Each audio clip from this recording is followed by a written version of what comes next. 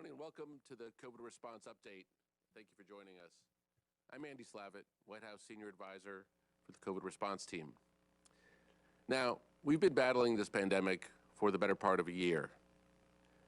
More than 450,000 Americans' lives have been taken. We've been separated from our friends and family. Thousands of schools and businesses have been sitting empty. And Americans have had their lives turned upside down by the pandemic. Meanwhile, millions of Americans are doing everything in their power to put the country and the world back on the right course.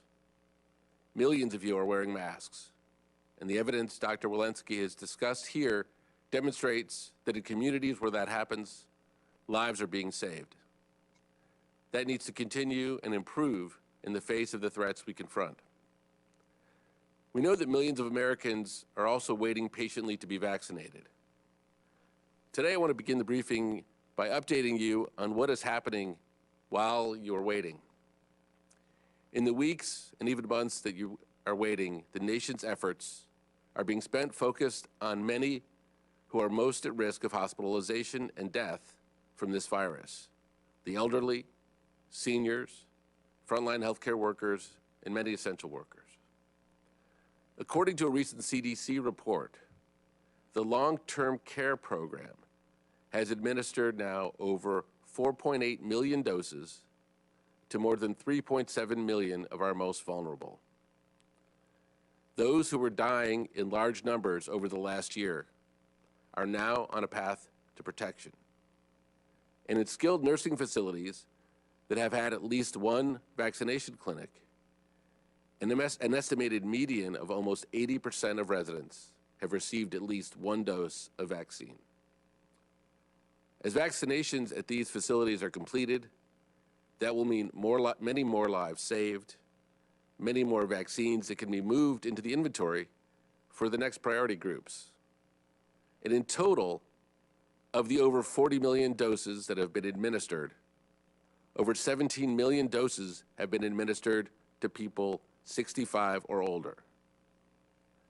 Now, this is a great representation of the American spirit of generosity and American selflessness, because our ability to vaccinate millions of the elderly, seniors, and healthcare workers is a testament to a society that has put our parents and grandparents, those who have served us, and those who continue to sacrifice for us on the front lines of the healthcare system first. Now, at the same time, we need to step up efforts to increase vaccinations of racial and ethnic communities that have suffered disproportionately. Health equity is a cornerstone of all of our work, and we'll be talking more about progress there in upcoming briefings. Even with that perspective and progress, we understand that the process moves more slowly than anyone would like, but each day we are putting forth efforts to increase vaccine supply, including by use of the Defense Production Act, to create more places to get vaccinated, including new large community vaccination centers and retail pharmacies, and mobilize more vaccinators by allowing retired physicians and nurses and deploying the military. This is a national emergency, and the approach we are taking reflects this. We are putting every resource and tool that the federal government has into this battle, and we're taking a whole of government, indeed a whole of country approach. As soon as the Congress puts the American Rescue Plan on the President's desk, we will be able to further increase this effort. We understand this is a long journey, but thanks to the sacrifice of so many of you and the step-by-step plan we are executing, for many of our most vulnerable Americans, the risk of death is being reduced, and we are committed to leaving no stone unturned. With that, I'll turn it over to Dr. Walensky for a State of the Pandemic update, and Dr. Fauci for the latest in science before we answer your questions. Dr. Walensky. Thank you so much, Andy. I'm so glad to be back and joining you today. Today, I'm going to give you a brief update on the pandemic. As I mentioned on Friday, despite trends moving in the right direction, we remain in a very serious situation. COVID-19 continues to affect too many people as we continue to mourn all of those lives that have been lost. Cases have continued to decline over the last 4 weeks. An average of 119,900 new cases were reported between January 31st and February 6th. That's a drop of nearly 20% from the prior week, but still dramatically higher than the last summer's peak. We must continue to drive these cases down. New COVID-19 hospital admissions also continue to decline. An average of 9,977 admissions per day were reported between January 30th and February 5th, a decline of nearly 17% from the week prior. This is promising, but hospitalizations also remain incredibly high. Over 83,000 Americans are hospitalized right now with COVID-19, much higher than the summer and fall. Today, we are reporting that COVID-19 deaths increased 2.4% to an average of 3,221 deaths per day from January 31st to February 6th. As I mentioned on Friday, sometimes delays in reporting can lead to fluctuations in the data. This is the case for the average number of deaths reported today, which includes a delayed report of 1,570 confirmed deaths from one state. These deaths were reported last week, but actually had occurred over the prior several months. We may continue to see the variation in daily deaths for different reasons, including reporting delays. We are continuing to watch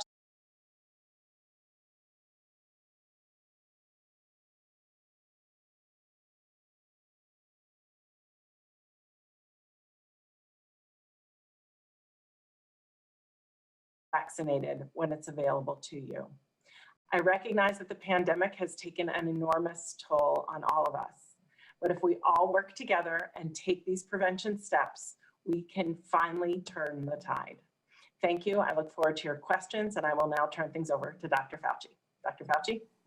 Thank you very much, Dr. Walensky. I'd like to address briefly two issues that have come up for discussion over the last several days. And one is the question of, given the fact that there is a greater demand than there is supply, should we be putting all of our effort into getting the first dose into people with less emphasis on the second dose?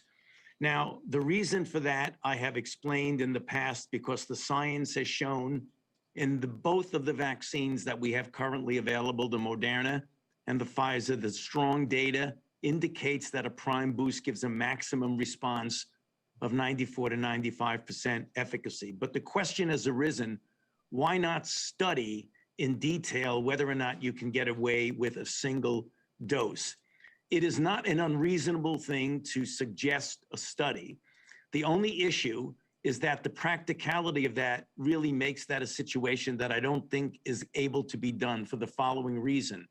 If you look at the number of people that would be required in a study to answer that question again, 1 versus 2, with the currently available vaccines, the time it took to get information on the phase 3 and the number of people, that study, with all due respect, would take several months to get a meaningful answer. At that time, the amount of vaccine that would be available would almost be making that question somewhat of a moot point. So then let's ask ourselves the question is, what do we know about 1 dose versus 2 dose? And the data, I think, are important to present. We know from the original studies that following a single dose of either the Moderna or the Pfizer, you had a response that gave you a neutralizing antibody above the threshold of protection. So it did give some degree of protection. And the question was, it was protection clearly against the wild type. However, the boost, either 21 or 28 days later, was 10-fold higher. So it went, for example, from 1 to 100 to well over 1 to 1,000 in the titer. The reason that's important, not only because of the height of the response and the potency of the response, but as you get to that level of antibody, you get a greater breadth of response. And by breadth of response, we mean it covers not only the wild type and currently circulating virus, but also the variants that we see circulating, particularly the 117 and the 351. So it's not just a matter of potency, it's a matter of the breadth of what you can cover. The other theoretical issue that could be problematic with regard to only a single dose, that if you get a suboptimal response, the way viruses respond to pressure, you could actually be inadvertently selecting for more mutants by a suboptimal response. So for that reason, we have continued to go by the fact that we feel the optimum approach would be to continue with getting as many people on their first dose as possible, but also making sure that people on time get their second dose. And finally, one thing I want to emphasize, as we know, and we've heard, and it's true, that the projection is that the 117 lineage would likely become dominant in the United States by the end of March. Please remember that the efficacy of the currently utilized vaccines, the 2 mRNA, are quite effective against the 117 lineage. So underscoring what Dr. Walensky just said, the two things that we can do is A, make sure we adhere to the public health measures that Dr. Walensky just mentioned, and B, get as many people vaccinated as quickly as we possibly can. That's the best defense against the evolution of variants. I'll stop there and back to you, Andy. Thank you, Doctor. All right, why don't we go to questions? All right, thank you guys. I'm not seeing any hands raised, but if you could raise your hand, we can go ahead and start Q&A.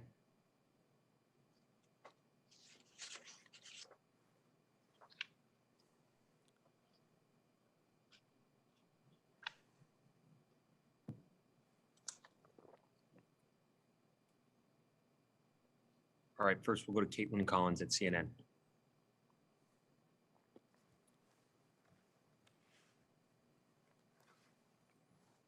Hi. So I have two questions. One about the variants. I know that before we've gone over them and we've said that the latest numbers have been a couple hundred cases, but we also know that, we're pretty behind on sequencing and working to ramp that up. So what number do we think is actually out there, and how much higher do you think it could be than the numbers that we've actually identified positively so far? And then my second question is about a comment that Transportation Secretary Pete Buttigieg made, saying that they are considering requiring testing for domestic flights. What would the benefits of that be, given we know just how much transmission there is in the US right now, and the data on how much it spreads on flights when everyone is wearing a mask, or the lack of, I guess? Would there be benefits to that actually happening?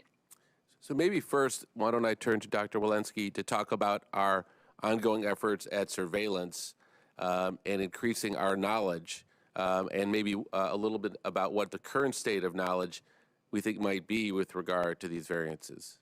Doctor? Great, thank you. And thank you for the question.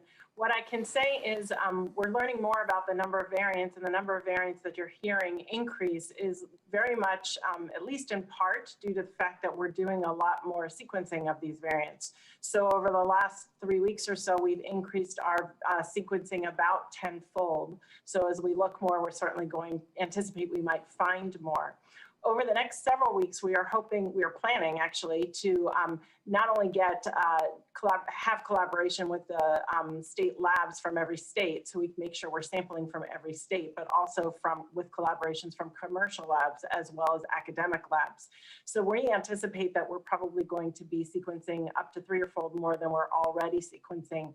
And I think once we have more sequencing that's happening, we'll have a better idea as to how many variants there are and what proportion are out there. Thank you. I'll take So how much higher? Oh, please go. So do we have a ballpark estimate of how much higher it is than what we actually know right now? Because I think the understanding is that it's a lot higher than what we know. Is that correct? I would be reluctant to give you an estimate right now based on our current data, but I'd be happy to get back with you on that one. Let me take your second question. I haven't heard Secretary Buttigieg's comment. What I would say, and Dr. Walensky may want to comment, is that with regard to domestic travel, I think in the words of Dr. Walensky and the CDC, now is not the time to be traveling, if at all possible. And so Dr. Walensky, do you want to say a word about traveling and safety measures with regard to travel? Yeah, what I would add is the more screening that we're doing in places where people are gathering, I think the more asymptomatic disease we will be detecting. And certainly there's a lot of, there's more gathering that happens in airports. And so to the extent that we have available tests to be able to do testing, first and foremost, I would really encourage people to not travel. But if we are traveling, this would be yet another mitigation measure to try and decrease the spread. Thank you. Let's go to the next question. Next, we'll go to Brian Cameron, Bulwark.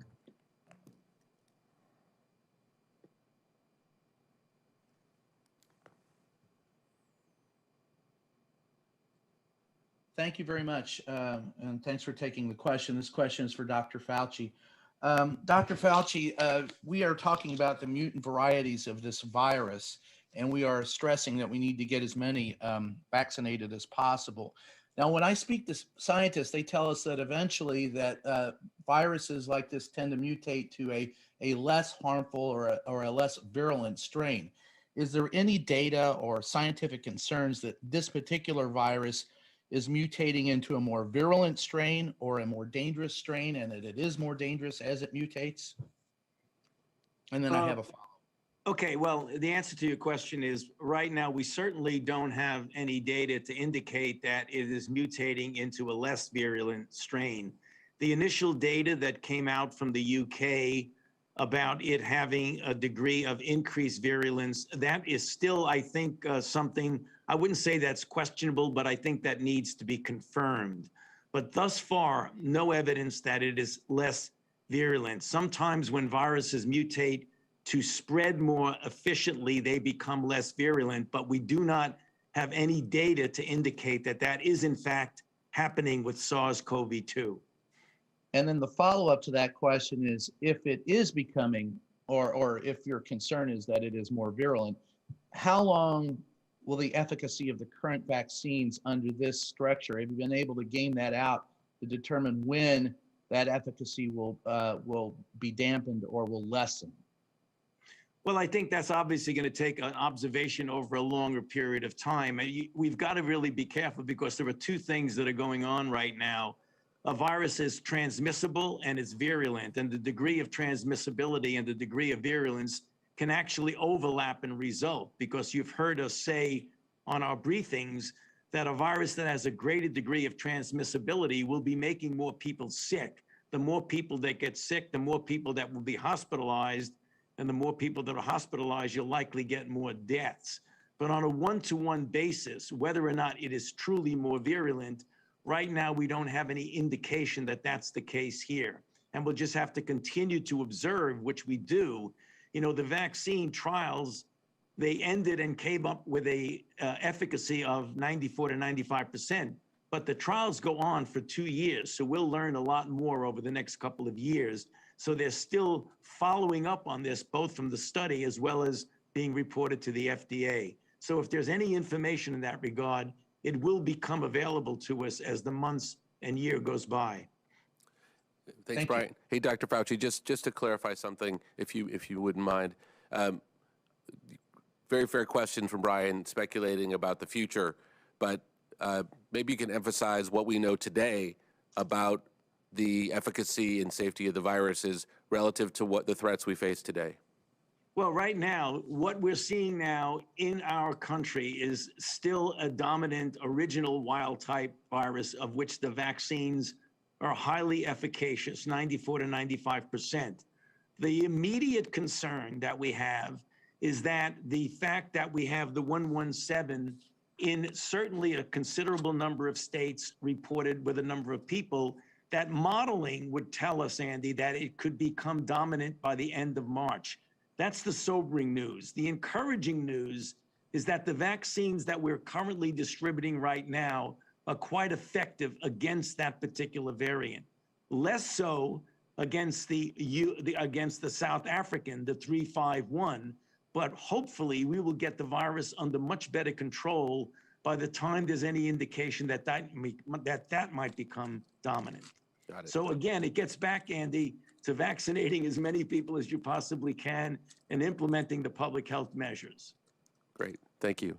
Okay, next question, please. Next, we'll go to Sharon Lafreniere at New York Times. Hi, thank you for taking my question. I have actually two questions. The first is statistical for Andy. You told us how many doses were administered in the long-term care program. What's the total number of doses that were set aside for that program? In other words, what's the denominator? And then secondly, on the new pharmacy program, is there going to be a separate registration system for that?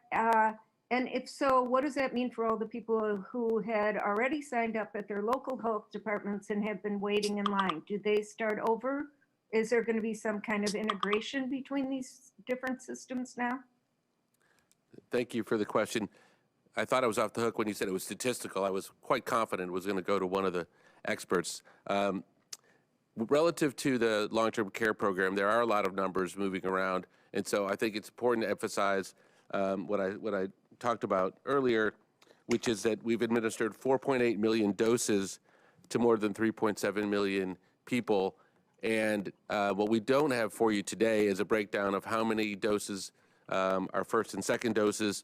Likewise, what percentage of the population in nursing homes or long-term care facilities are fully vaccinated. So I want to make sure I'm sticking as precisely as possible to what the CDC study said, and I would invite Dr. Walensky when I'm finished, if there are any additions or corrections to that, to add them. But it's important that I think things are phrased that way. We do know that for the centers that have vaccination clinics, the median number of people, and this was as of sometime in the end of January, the median number of residents that were vaccinated was 80%. So that gives you, I think, a decent approximation. In terms of pharmacies, many of the pharmacies do have their own registration systems in place. And so those are the registration systems that I think they will likely continue to use in the near term. I think your question about dealing with separate registration systems is a good one. For example, people may want to try to understand more about how they can find a place where they can get vaccinated. And I think particularly as there's more supply, that's going to be important. And I have nothing to announce today other than that we are looking very closely at that question and how we might be able to help people. Should we go to the next question? Should go to Kristen Welker at NBC. Hi, everyone. Thank you. First question is, can you give us your assessment of some of the states that have begun to relax their protocols? For example, Iowa among those who has reversed some of the indoor requirements in terms of masking and public social distancing. And also, given that a number of schools all across the country are discussing how they are going to reopen, there is an urgency to that matter. I know that you said that the CDC's guidelines for school reopenings would be coming soon. When can people expect to see that? And have you gotten to a place where you can give us any indication about whether you think teachers should be vaccinated before schools reopen? Great. Well, I think both of those are probably going to head for you, Dr. Walensky, but let's do them. First one is your comment on states or local jurisdictions that may be relaxing some of the public health standards that the CDC has been recommending. So maybe I'll just start and say, given that we're still at over 100,000 cases a day, I would discourage any such activity. And I would say that we are still in the first 100 days where we wanted certainly everybody masked for the first 100 days. I think we have yet to control this pandemic. We still have this emerging threat of variants, and I would just simply discourage any of those activities. We really need to keep all of the mitigation measures at play here if we're really going to get control of this pandemic. And in that regard, as we move towards and think about schools, what we know mostly about schools in terms of the data are that most infections come into the schools through the community. The data from schools suggests that there's very little transmission that is happening within the schools, especially when there's masking and distancing occurring. and that when there are transmissions in the schools, it is because they've been brought in from the community and because there are breaches in masking and distancing. So if we want to get our schools open and our schools open safely and well, the best way to do that is to decrease the community spread. So I would say we need to keep up our social distancing and our masking and all of our other mitigation measures. Our CDC guidance on school reopening will be coming in the days ahead. And I look forward to thinking through those with everybody. Great, thank you. Do we have a next question? Last question will go to Isaac Stanley Becker at Washington Post. Thanks for taking my question. It follows up on Kristen's first question. So in light of the fact that this is the recommendation of the CDC, can you say a little bit more about what the administration is doing to communicate this guidance and these instructions to governors and other officials out in the country, discouraging them from taking some of these steps? Or is this largely a state and local matter where the administration's power is limited? So I just wanted to confirm, not that the question was asked that long ago, but your question, you're talking about conversations with governors about steps that those that are taking steps to relax mitigation standards. Is that your question? That's right. Just if you could say a little bit more about what the administration is doing to provide counsel and instructions on issues like mask mandates, dining restrictions, to, especially in light of the spread of these variants. Well, all across government, we talk to the states incredibly frequently. So maybe we'll go around and see Dr. Walensky if there's anything you want to add to your previous answer. I will just say I think our stand on this is pretty well established. I attend a weekly governor's call at least, and I know that, and I've been in touch one-on-one with numerous governors already. So I'm doing my best, and I'm happy to be doing more to encourage the states to decrease their community spread so that we can decrease the threat of these variants, decrease our hospitalizations, and get this pandemic under control. And the only thing I'll add to that is that, we understand the pressure the governors are under. We are taking a collaborative approach as much as possible, sharing with them the data, helping them understand, as we've covered on this call, why we're in such a critical period to combating the virus, and hope to continue to work to persuade and partner with states and localities to continue to follow sensible public health measures until such time as we're in a situation where the case rates are down lower. We think that's wise. We think that the voice of the CDC is preeminent here. They look at all of the data. They're clear in communicating with the public, and we'll continue to have those conversations with the states. But I won't go into any of the specific one-on-one conversations that we have with states, because I think that might be counterproductive. I want to thank you for attending our briefing. I think we hit the half-hour mark pretty precisely. We look forward to a productive week collectively, and to talking with you all again on Wednesday.